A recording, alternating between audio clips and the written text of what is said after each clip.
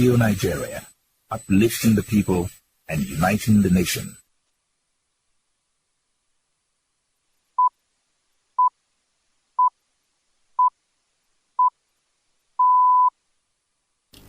The time is 7 o'clock. Here is the news on the network service of Radio Nigeria. Many thanks for joining us. I am Joy Maka, reading with Tese Mzuga. Good morning. The spotlight is on food security, reason to advance the promotion of genetically modified cowpea. It is written by Dr. Rose Gilado of OFAB, Nigeria. Nigeria is Africa's largest economy and the most populous nation on the continent. It is also a cultural leader thanks to its enduringly popular Nollywood exports, which are viewed throughout the continent. But could Nigeria be a scientific and innovation leader too? This is the question that is now being asked following the approval by Nigeria's government of genetically modified cowpea. This was a critical decision because other than GM maize being grown in South Africa, the cowpea will be the first African GM food crop expressively developed for smallholder farmers. As a result, those for and against progress in agriculture are beginning to face off in a battle that will have consequences not just in Nigeria but in Africa as a whole. Will this innovation be permitted to proceed and help kickstart agricultural improvement across the continent? Or will it be blocked by those who, for one reason or another, oppose change? Cowpea, known as beans or black-eyed peas, is much more than just a symbol in West Africa. In fact, it is a vitally important source of affordable protein for millions of people, and thus a critical contributor to food security for the region. Nigeria grows an estimated 3.1 million tons of cowpea annually, more than half of the world total. Even so, the country is not self-sufficient, being forced to import 500,000 tons more each year to make up for demands. The main reason why Nigeria cannot grow enough cowpea even for its own consumption is that productivity is very low on subsistence farms. Although lack of inputs is a factor, cowpea is also attacked by a voracious pest called the pod borer, which, as the name implies, bores through the pods and destroys the beans inside. This can cause losses of 80% or more of the crop. There are only two ways to combat pod borer infestations. The first is the current strategy employed by farmers, spraying pesticides widely and often in order to kill the insect, but at the risk of causing environmental and health damage due to chemical contamination.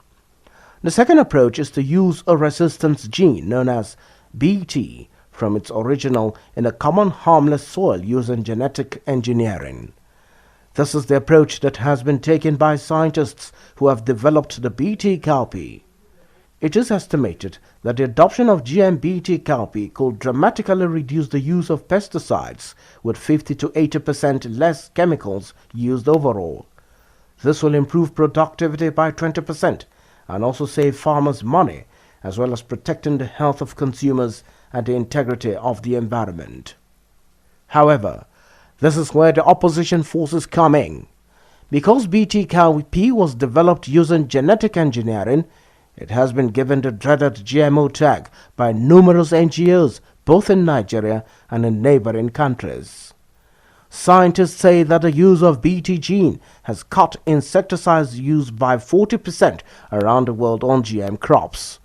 The most prevalent and worrying tactic employed by anti-GMO activists is to spread misinformation about the crop and genetic engineering generally to try to engender fear and spark public rejection.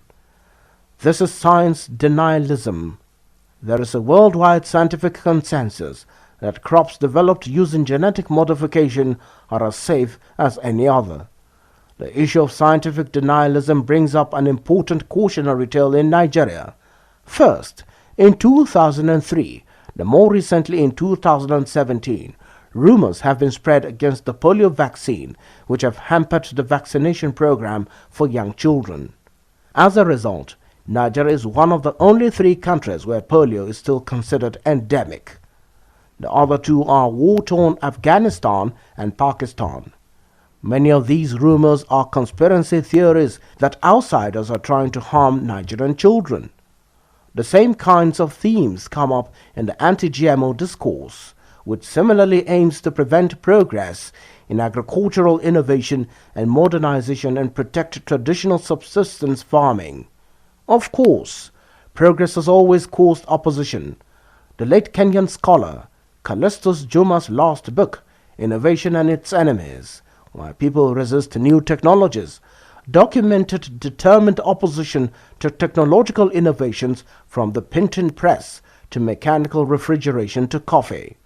Chief Daniel Okafor of the All Farmers Association of Nigeria (AFAN) has been very clear that his members are ready and willing to adopt new technologies that reduce losses and increase yields. That spotlight on food security, Reason to Advance the Promotion of Genetically Modified Cowpea, was written by Dr. Rose Gidado and presented by Olayemi Danion.